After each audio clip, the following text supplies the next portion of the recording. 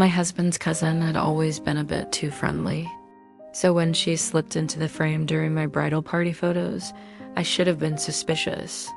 But it wasn't until later, when his arm was slung around my waist, her head resting on my shoulder, that I really felt the heat of her touch. Too hot, too intimate for a family gathering. And I know what you're thinking. If she was so uncomfortable, why didn't she say something? Well, I was in shock. I just exchanged vows with the love of my life. How could this outsider threaten our happiness? But as the weeks went by, her subtle touches and lingering eye contact became more bold. My husband and I were celebrating our first-month anniversary, dancing in the moonlight to a song that meant nothing to me. I didn't want her there. I wanted Matt. Yet, as I held my ground, a part of me couldn't help but be drawn to Mary's mysterious allure. After my confrontation with my husband, I packed my things and left. But where could I go? Who could I turn to in this dark hour? As I drove aimlessly, I spotted a familiar gas station and turned in. There, leaning against the wall, was Mary, a half smile on her lips. She gestured to the passenger seat beside her. "Get in," she said. "I haven't seen you since your husband's betrayal. How are you?" I managed a weak smile. "I'm okay." The drive was silent, filled with unspoken emotions. Finally, Mary broke the quiet. "Why did you leave him?" "Because I knew you were right. He's not worth my tears." She nodded, her eyes distant. "I understand." At the motel, Mary insisted on accompanying me. "You need someone to talk to," she said, her voice soft. But I could see the steeliness behind her gentle tone. She was prepared to stay, to fight for my side. As the days turned into weeks, Mary became my rock. She listened without judgment as I poured out my pain and confusion. She understood my struggle between loyalty to my vows and the desire to be honest with myself. Finally, I shared my secret fear. "I think I might still love him," I whispered. Mary turned to me, her expression softening.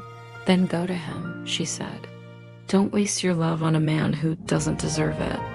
If he truly loves you, he'll be waiting." Those words sparked a fire within me. I realized that I couldn't keep running from my feelings or hiding from the truth. The next morning, I drove back to the house I once called home.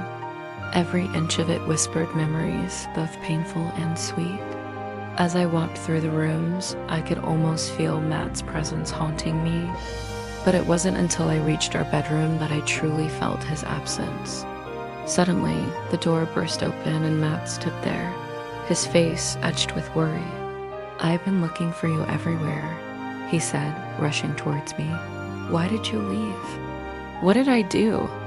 His eyes, usually so full of warmth and affection, were now clouded with concern. In that moment, I knew I couldn't keep living a life built on lies.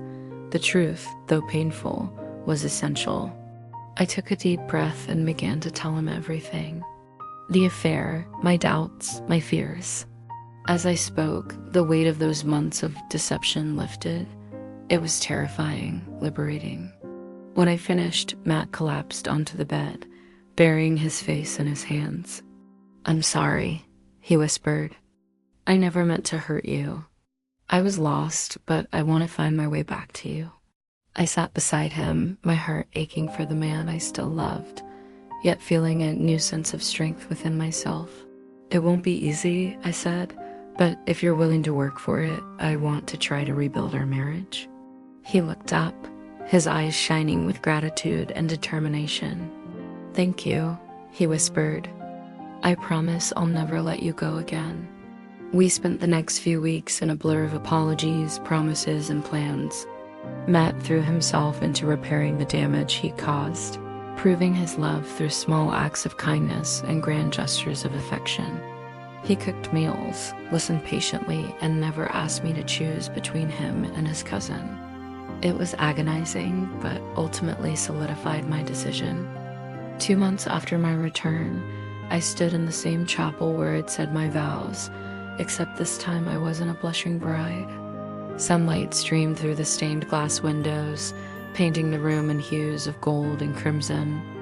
And as I exchanged glances with Matt, I knew that although our journey had been tumultuous, we were exactly where we were meant to be.